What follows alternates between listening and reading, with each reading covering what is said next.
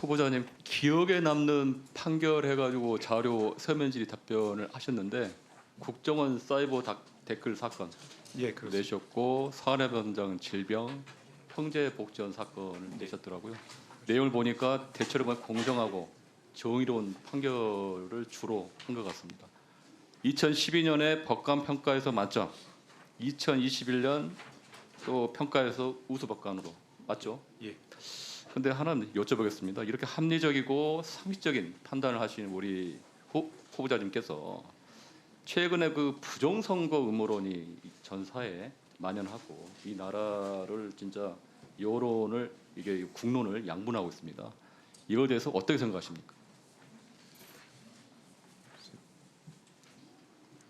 국민들 개개인이 뭐 여러 가지 생각을 할 수는 있겠습니다만 어떤 객관적 근거가 없는 부분에 대해서 널리 퍼지거나 유포되는 것은 옳지 않다고 그렇죠. 생각합니다. 문제가 많죠.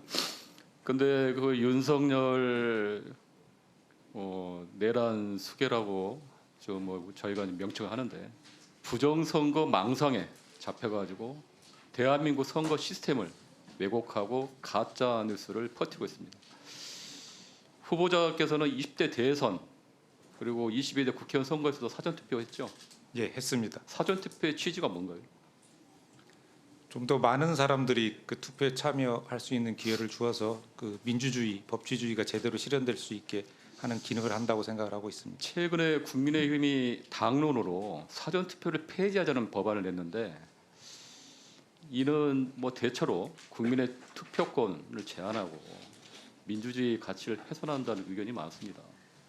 또 부정선거 음모론에 동조하고 이런 폐지 법안을 낸 거 아닌가라는 또 비판도 있는데 요거에 대해서는 어떻게 생각하시나요? 사전투표를 폐지해야 된다. 그런 일각의 주장에 대해서는 어떻게 생각하시나요? 사전 투표가 갖고 있는 이제 순기능과 또 단점도 있다고 생각을 하고 있습니다. 그래서 당장 어떻게 폐지 여부를 검토하기보다는 다양한 여론 수렴 또 다양한 여러 가지 공감대 형성을 통해서 제도 개선을 해 나가는 방향이 옳다고 생각하고 있습니다. 지금 후보자님은 그 당시 사전투표할 때 본인의 투표 한 표가 부정선거로 악용이 될 수 있다고 걱정을 했나요? 뭐 그런 걱정을 한 적은 없습니다. 그러면 불필요하다고 생각하시나요? 사전투표? 그렇게 생각하지도 않았습니다. 지금 미국 같은 경우도 사전투표 하시는 거 아시죠? 예, 며칠 동안 하시는 거 아세요? 날짜는 정확히 기억을 하지 못하고 지금 있습니다. 주마다 다른데 50개 중에서 47개 주가 사전투표를 합니다. 통상 4일에서 45일 동안 평균 20일 동안 사전투표를 하고요. 일본도 사전투표를 합니다. 그리고 미국 같은 경우는 화요일 날 하고요. 또 미국 같은 경우는 사전투표를 활성화하기 위해서 노력을 합니다. 드라이브 스루 투표소, 병원과 쇼핑몰 등 상업지구에도 투표소. 어떻게 보면 우리 대한민국에서 이제 민주주의 이런 선거제도를 할 때 미국의 사례를 많이 하는데 이런 미국의 어떤 자유민주주의 국가에서 사전투표를 독려하는데 오히려 역행하는 일이 있는데 그거에 대해서는 어떻게 생각하십니까? 사전 투표가 갖는 그 순기능도 많은 부분이 있는 만큼 앞으로 좀 더 연구를 해서 보완하는 책이 필요하다고 생각을 하지만은 좀 더 심도 있는 검토는 필요하다고 생각하고 있습니다. 심도 있는 검토란 게 어떤 의미죠? 장단점에 대해서 또 보완책이라든지 어떤 사전 투표의 기간이라든지 내용이라든지 방법 등에 대해서 좀 더 보완하는 조치가 필요. 부정선거 음모론자들이 사전투표는 조작이다.